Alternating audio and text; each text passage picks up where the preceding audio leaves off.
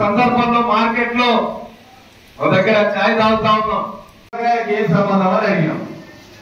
అంటే ఆ సాయంత్రం నడిస్తేనే బిడ్డ నా దగ్గరికి వచ్చి కూరగాయలు కొనుక్కునే వాళ్ళంతా ఈ రోజు సాయంత్రం నడవకపోవడం వల్ల వాళ్ళు ఏం తింటున్నారో ఏం చేస్తున్నారో నా కూరగాయలు అప్పుడు పోతలేవు, మీరు అన్నదానం చేస్తున్నారు కదా మీ కూరగాయలు అని కూరగాయలు ఇచ్చినటువంటి పరిస్థితి కూడా ఉన్నది ఈ సిరిసిల్ల ప్రాంతంలో. అంటే ఒక అంత దారుణమైనటువంటి పరిస్థితి ఈ ప్రాంతంలో ఉంది అని ఈ సందర్భంగా తెలియజేస్తా ఉన్నాం. అందుకే కార్మిక సోదరులందరూ అదే పడకండి, ఇవన్నీ సమస్యలు పరిష్కరించి కార్మికులు ఆత్మహత్యలు, ఆకలి చావులు, వలసలు, ఉపాధి లేక వలసలు పోకుండా కుటుంబాలను వదిలి దూర ప్రాంతాలకు వెళ్లకుండా ప్రభుత్వం చర్యలు తీసుకోవాలని సందర్భంగా తెలియజేస్తున్నాం.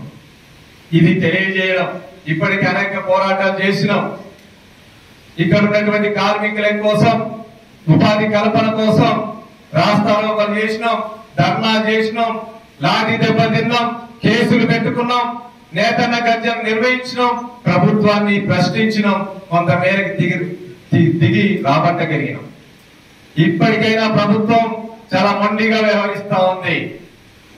ఈ మొండి వ్యవహారాన్ని కార్మికుల గత ప్రభుత్వాలను చూసినాం, అంతకింది ప్రభుత్వాలను కూడా చూసినాం. ప్రజల యొక్క సమస్యల్ని పరిష్కరించకపోతే ప్రజాగ్రహానికి గురైన ప్రభుత్వాలు ప్రజల ముందు తన దించక తప్పదు అని సందర్భంగా తెలియజేస్తున్నాం.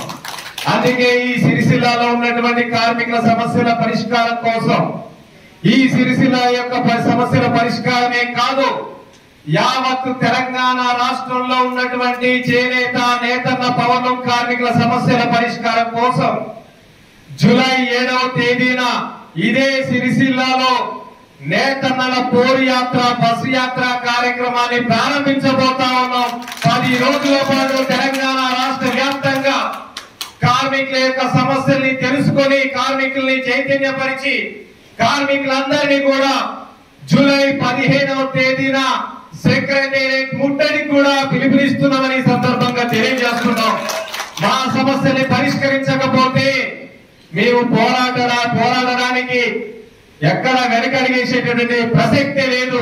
అందుకే జూలై 7వ తేదీన తెలంగాణ రాష్ట్ర వ్యాప్తంగా జరిగేటటువంటి బస్సు యాత్ర ఇదే సిరిసిల్ల ప్రాంతం నుంచి ప్రారంభించబోతున్నాం.